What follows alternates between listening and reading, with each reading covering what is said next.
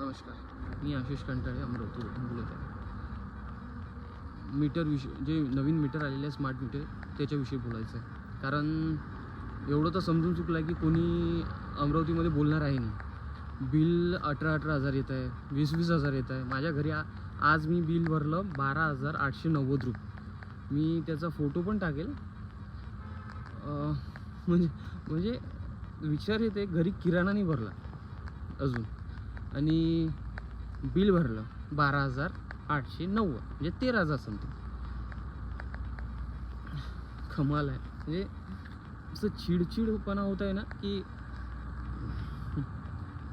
चेहऱ्याहून नाही, म्हणजे व्यक्त नाही करू शकत आहे.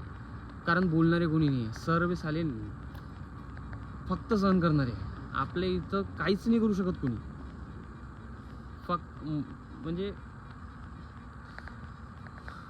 मनात एवढं काही आहे ना यार, जेव्हा स्वतःवर येणार ना तेव्हा समजणार.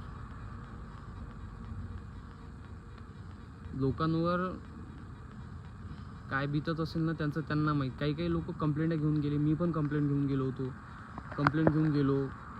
त्याचं काही झालं नाही. आले होते घरी, तुमचं मीटर व्यवस्थित आहे म्हणे, सर्व व्यवस्थित चालत आहे म्हणे, रिडिंग बरोबर आहे, सर्व बरोबर आहे, सर्व बरोबर आहे. एका महिन्याचं बिल 6,000च्या वर येते तुमच्या घरी. तुमच्या घरी काय आहे? Cooler, fan, T V. याचं पण कूलर तर नॉर्मली उन्हाळा आहे तर लावणारच आहे, फॅन कोणी लावत नाही. आता टी व्हीचं म्हटलं तर घरात कोणी राहत नाही, सर्व आपापल्या कामाशी राहतात. आई पण आई तिच्या कामात असते, बाबा त्यांच्या कामात असतात, आम्ही आमच्या जॉबवर असतो. बिल एवढं येते. मी माझं मत व्यक्त करत आहे. मला समजलं आहे की बाकी कोणी बोलायच्या लायकीचं नाही आहे.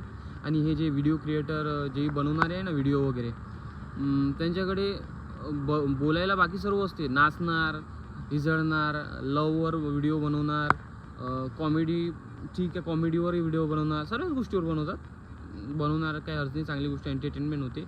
पण कमीत कमी ज्या प्रॉब्लेम असतात ना, ज्या चालू आहे त्यांच्यावरही बनवा काहीतरी. लोकांना खूप वेगवेगळ्या प्रॉब्लेम आहेत, त्याच्यावर बनवा काहीतरी. सोशल मीडियाचा उपयोग हा चांगल्या प्रकारे करा. म्हणजे लोकांच्या ज्या प्रॉब्लेम आहे ना त्या तरी पोचल्या पाहिजे. म्हणजे सर्व मिळून जरी केलं ना तरी होऊ शकते. जसं आपल्याला शाळेत शिकवलं गेलं ना, एका काडीला कोणी तोडू शकते, त्याच्या गठ्ठ्याला कोणी तोडू शकत नाही. सेम माणसांचंही तसंच आहे. सर्व एकत्र व्हा तेव्हा समजेल. तसं कोणीच विचारणार नाही आहे तुम्हाला. तुमचं काही होऊन